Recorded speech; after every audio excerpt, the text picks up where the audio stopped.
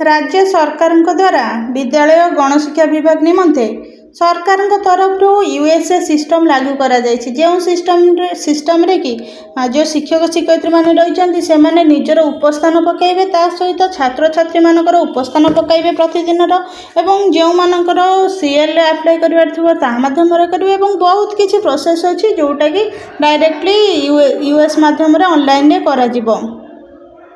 किंतु ये यूएस माध्यम जो कार्य कर बहुत किसी समस्या आसूची जहाँकि सरकार वर्तमान कहते कि शिक्षक मैंने विभिन्न बाहाना देखा किंतु ना ता नुहे बहुत सत्यता रही जो सब समस्या आसूची से समस्या मध्य किसी गोटे समस्या होची कि जमती अक्षांश तारीखमा ठीक आसबनी आपड़ स्कूल थे किंतु आपणकर मैप रे ऑन करेंगे स्कूल देखा किंतु से यूएस ऐप रे आपन जितेबाला आप एंट्री करुँच लॉगिन कर देखेब कि नाई आपन सिलेक्टेड नेटवर्क एरिया रे नहांती ता सहित बेले बेले जिते वर्षा होथिबो आपण मते स्कूल रे थिबे किंतु आपणकर मैप देखेबो कि आपण अलग जगह अछंती ता सहित नेटवर्क पाउनी ता सहित विभिन्न प्रकार समस्या रहउची किंतु सरकार से समस्या को ध्यान न दे बारंबार शिक्षक मानक ऊपर दोष लदी चलछंती। आज सबु सरकारी विभाग रे तो ये जो ऑनलाइन बायोमेट्रिक सिस्टम हला सेठी ऑनलाइन बायोमेट्रिक पाई कि डिवाइस लागिला किंतु विद्यालय रे कोन पाई कि डिवाइस लगा न जाय कि शिक्षक मानक मोबाइल करने बाध्य करा जाउछि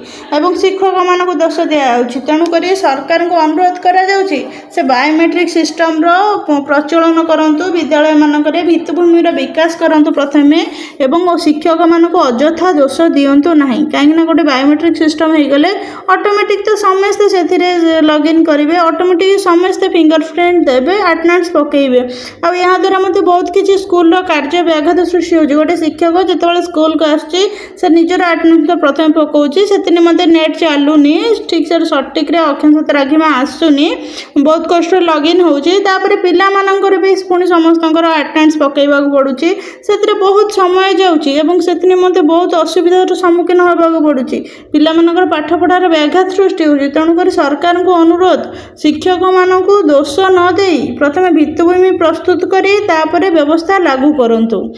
जदि आपण मानक आमर ये तथ्यटी भल लगी तेबे ताहले चैनल टी को सब्सक्राइब करंतु।